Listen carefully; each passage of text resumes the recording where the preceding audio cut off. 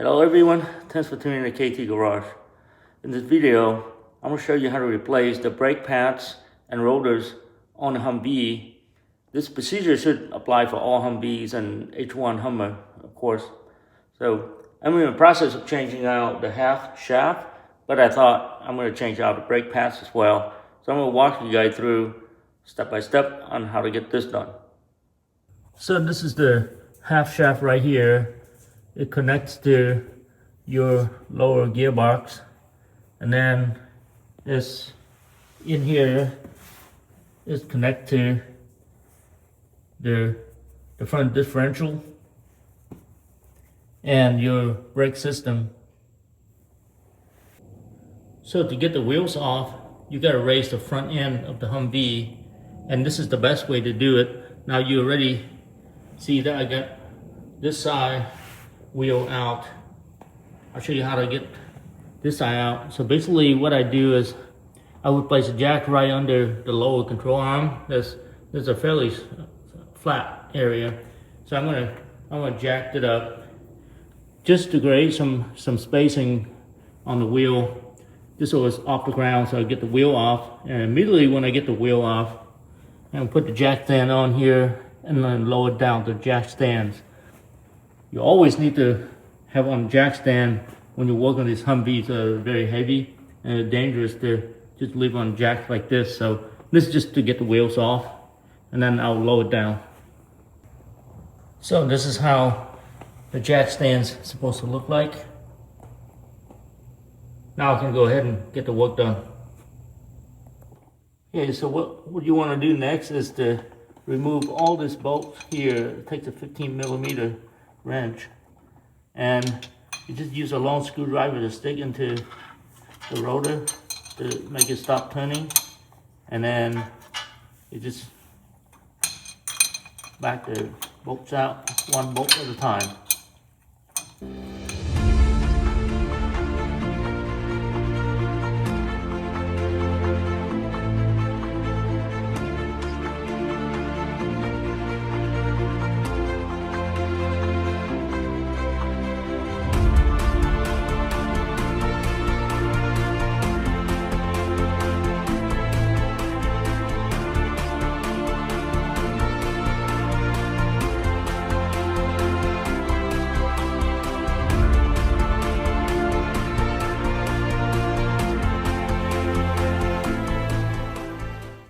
I was having a lot of problem trying to get the half shaft to drop down. You can see that drop down now, but it keeps getting stuck there, and it's just too tight for me to get it to fall down.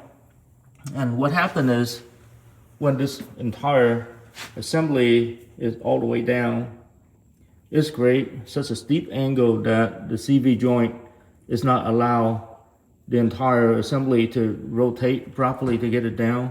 And I tried with a crowbar and everything, it didn't work. So what I did was I used a jack to bring this up. I think I brought it up about 3 or 4 inches. So it made the half shaft a little bit more level, and then the half shaft just falls right down. So if you have this issue, just do what I do, and it should come just right out. Okay, so in my application, I took the half drive shaft out. But you really don't need to do that. You probably can just unbolt it and then just let the half drive shaft hang down here somewhere, and you work on your rotor and pads replacement. But for me, I took it all out, and you know, there's a lot more room when you took it out. Now, to get the pads and the rotors out, first what you need to do is just back this 2 bolts down. There's one here, and I take an Allen wrench. It's number 7 Allen wrench. When you back this out, you can get the caliper off from it. You can hang the calipers, and then you come in and remove this bolt. And there's another one up here somewhere. That one there. Not sure if you can see it. When I get the caliper out, I'll show you. Yeah, you can see it. It's right here. So let's take these 2 out first, so we can get the caliper off from it, and then we'll go from there.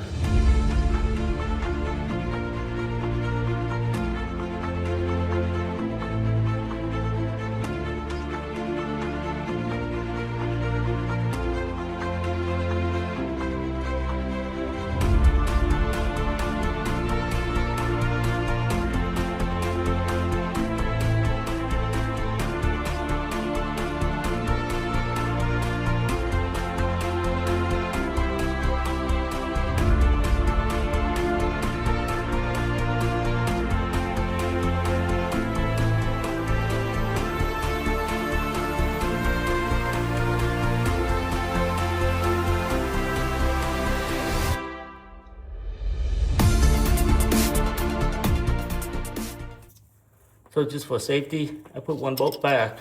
I just want to make sure that the rotor doesn't fall off when I'm taking the back pass off, because when I take this assembly off, the rotor is going to come out. So now I'm going to take, sorry about the angle, I know you can see this bolt, but you really can't see the one up here, but you know, it's just like the one below. It takes 14 millimeter. I'll back this out.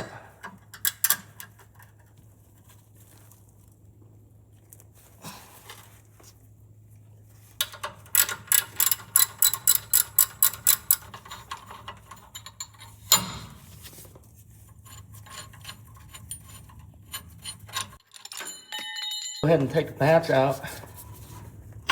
Remember, careful with the rotor because it can just come off if I don't have that bolt. That patch comes right out.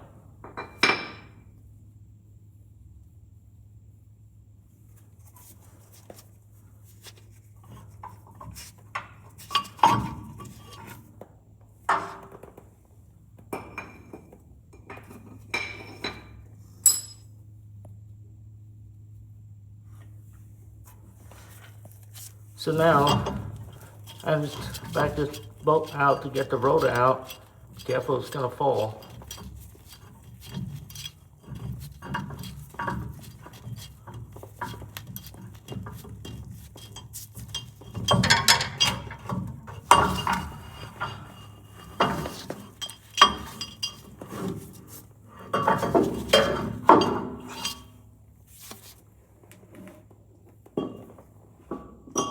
Okay, so I think I found out why my brakes are not working too well. It's fairly a new setup that I just had on there, and it makes a lot of noise when I step on the brake. It vibrates a lot, so I took it all apart and checked it out, and you can see like there's like deep cuts in the brake pad.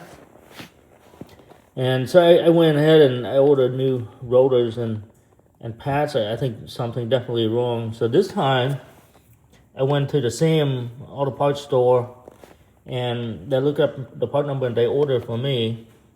And check this out. So the second time somebody ordered the right part number. Apparently the first guy that ordered for me, he got the wrong part number. I didn't even know that these are 10-inch rotors. They do have a version, I think it's around 12 inches. So this pad right here must have been for the 12-inch rotor, not 10-inch. So this barely fit into the caliper and the entire bracket inside. It just like, it fit, but I tried to slide back and forward and it seemed to slide, but it is so tight. I think what happened is when it just crooked a little bit, it locks up. So when you buy your rotors and brake pads, just make sure what size rotor you have and what your system is designed for. So if it's 10-inch, you gotta have 10-inch pads. Otherwise, it'll just lock up on you and it causes the same problem that I had. The biggest problem is, you know, the geometry is the same, so you still can fit this within your 10-inch system, except for it's so tight. But they allow you to fit it into these two grooves. So I made a mistake because I thought everything was the way it's supposed to be. So that's a big lesson learned. So I'm gonna go ahead and get all this back. So first what you wanna do is put the rotor on, just like the way I had it over there. Now be careful because the rotor is gonna fall off very easily, so I got a couple of bolts in just so it stays in place. Okay, so first thing you want to do is load the pads.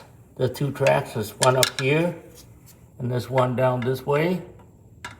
So you load it from both sides. This bracket has to be off when you load this side of the brake, or the brake pads. So after that you can load this bracket right here, and then there's two bolts.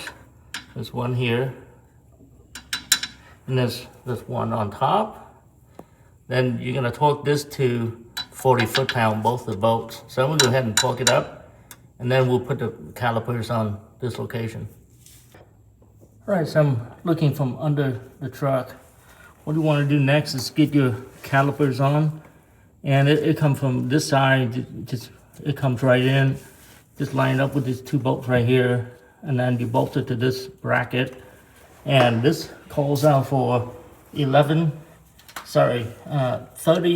foot-pound. I'm gonna grab the torque wrench. I'm gonna torque it up. Now you can get this Allen head into one of these where you can apply using a torque wrench. So this goes for 30 foot-pound. Same thing as the top one. Yeah, just make sure you get your torque right on these guys. So there we go. So now, next thing I want to do is putting that half shaft back in here. I want to take all these bolts out, get the half shaft in, bolt it in here, and then I'll be done. I got the half shaft on, bolted on, and torque it up. Since I really can't fit a torque wrench in here, I just use the normal wrench and just torque it up. I think I torqued it around 40 foot-pounds or something like that. Yeah, that should be good enough. Now, first thing you need to do is to get your spline lined up, and then just push your spline into the gearbox. And then once you do that, you take this whole assembly, and then from down here, you just push it all the way up, and then you got it lined up with the caliper. Then first the rotor. So first the rotor needs to line up with the bolt hole that are on the inside. So once you line all those up, you bring this up, and then so the half shaft bolt pattern needs to fit inside the rotor, and then it needs to go to the other side and bolt it on to this assembly. So just make sure you get your bolt lined up. It takes a little bit of time, but you got to do from down here. You got to lay on the ground, and then just work your way through and get it all lined up. Took me about 5 minutes to get it lined up, so just take your time. You get it. Okay, so now you come to the outside, and the spine, when you push it in, it goes all the way in here, but then you got to bolt the half shaft to this assembly in here. So just make sure that you get this bolt all torqued up, and then of course you put the big cover piece on, this piece right here, and then you'll be done. So I'm gonna go torque this up and then plug this up, and then I'll be done with this assembly. Okay, so what I showed you was on the passenger side. It's a little more difficult to work on it because it's recessed in quite a bit, and it's very awkward. It's very hard to get to the brake assembly where you put that rotor on and bolt things on.